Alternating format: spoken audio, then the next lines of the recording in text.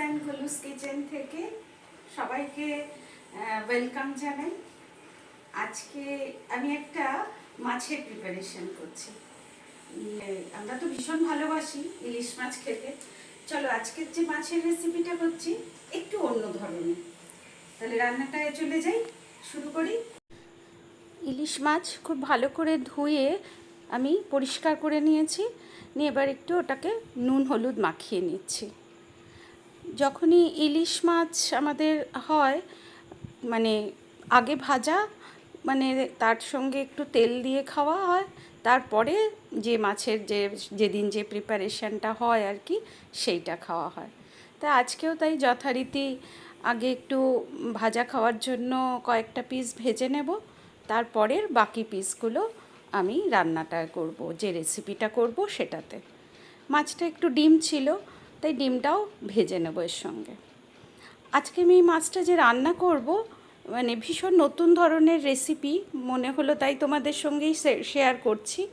এর জন্য আমি একটু কাঁচা আম নিয়েছি এবং কাঁচা আমের থেকে আঠিটা বাদ দিয়ে দুটো যে সাইড হয় সেই দুটো সাইডকে কেটে নিয়েছি এবং শুকনো কড়াইতে আমের ওই দুটো সাইড আর কয়েকটা রসুন এরকমভাবে পুড়িয়ে নিচ্ছি।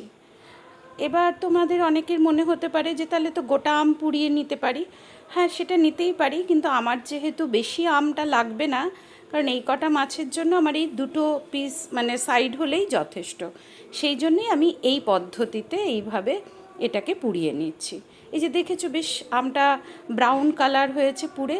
এখানে কিন্তু আমি এক ফোঁটাও কোনো তেল দিইনি, কিছুই দিইনি, জাস্ট আমটাকে আর গোটা রসুনকে পুড়িয়ে নিলাম এরকম একটু ব্রাউন রং ধরা অবধি।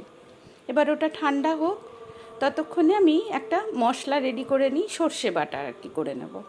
তাই সর্ষেটাকে একটু আমি ভিজিয়ে ছেঁকে নিই, কারণ ময়লা থাকে অনেক সময়, তাই জন্য ওটাকে মিক্সির জারে নিয়ে নিলাম একটু সর্ষেটা, আর কটা কাঁচা লঙ্কা দিলাম, দিয়ে এটাকে একটা ফাইন পেস্ট করে নিচ্ছি। এবার এই যে সর্ষেটা বেটে নিলাম, এই সর্ষে বাটাটাকেই আমি মাছের পিসের গায়ে লাগিয়ে নেব। মানে যে মাছগুলো আমি নুন হলুদ দিয়ে মাখিয়ে নিয়েছি, সেই মাছের গায়ে সর্ষে বাটাটাও ভালো করে মাখিয়ে নিচ্ছি, এই কাঁচা মাছের মধ্যেই। তোমরা কেউ এরকম রেসিপি খেয়েছো কি না জানিও আগে। যদি না খেয়ে থাকো তাহলে অবশ্যই একবার এই ইলিশ মাছের রেসিপিটা ট্রাই করো, ভীষণ ভালো হয় খেতে। আর পুজো এসেই গেছে, পুজোর সময় এরকমভাবে একটু যে কোনো একটা দিন ইলিশ মাছের এই রেসিপিটা ট্রাই করতেই পারো। এদিকে আমটাও ঠান্ডা হয়ে গেছে। এবার এটাকে আমি শাঁসটাকে এরকমভাবে বের করে নিলাম। দেখেছো কি সুন্দর সেদ্ধ হয়ে গেছে আমটা, যার জন্য এই শাঁসটাকে এভাবে চামচের সাহায্যে এরকম বের করে নিলাম। ওই মিক্সির জারেই নিয়ে নিলাম, যে জারে আমি সর্ষেটা বেটেছি, আর রসুনগুলো নিয়ে ওটাকে একটা একদম ফাইন ওটাকে পেস্ট করে নেব। এদিকে আমি মাছ ভাজবো, আগে ভাজা খাওয়ার মাছটা ভেজে নেব, এই জন্য সর্ষের তেল কড়াইতে গরম করে নিলাম, নিয়ে একটু ভাজার মাছটা ভেজে তুলে নিচ্ছি।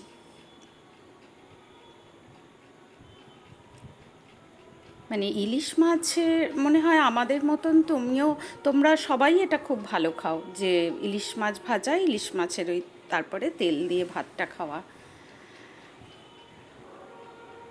এবার তেলের মধ্যে যে বাকি তেলটা ছিল ভাজার পর, তেল তুলে রাখার পর, সেই তেলে আমি একটু কালো জিরে ফোড়ন দিলাম, দিয়ে ওই যে আম আর রসুনের যে পিউরিটা বানিয়েছিলাম সেটা এর মধ্যে অ্যাড করে দিলাম। দিয়ে এবার একটু নুন দেব স্বাদ মতন, আর অল্প একটু হলুদ অ্যাড করব। এটাকে খুব যে বেশি ভাজতে হবে তা নয়, কারণ আমটা আমার মানে রেডি, ওটা কাঁচা তো নয় একদম। আর এই যে পোড়ালাম কেন, এই পোড়ার খুব সুন্দর একটা মানে প্রিপারেশনের মধ্যে স্মোকি একটা খুব সুন্দর ফ্লেভার পাওয়া যায়, যেটা ভীষণ ভালো লাগে এবং টেস্টটা একদম অন্যরকম হয়ে যায়। হয়ে গেছে দেখলেই, ওটা আমার আর বেশিক্ষণ যে খুব ভাজতে হয়েছে কোনো কষানো এরকমের ব্যাপার নেই, একটু জাস্ট নেড়ে চেড়েই আমি এবার এই যে সর্ষে বাটা দিয়ে যে মাখিয়ে রেখেছিলাম মাছের পিসগুলোকে, সেইটাকে পরপর সাজিয়ে দিচ্ছি। এবং যে পাত্রের মানে গায়ে যে সর্ষে বাটা রয়েছে সেটাকেও দিয়ে দিলাম এর উপরে সাজিয়ে। এবার পাত্রটা ধুয়ে ওর জলটাও আমি এর মধ্যে অ্যাড করে দেব।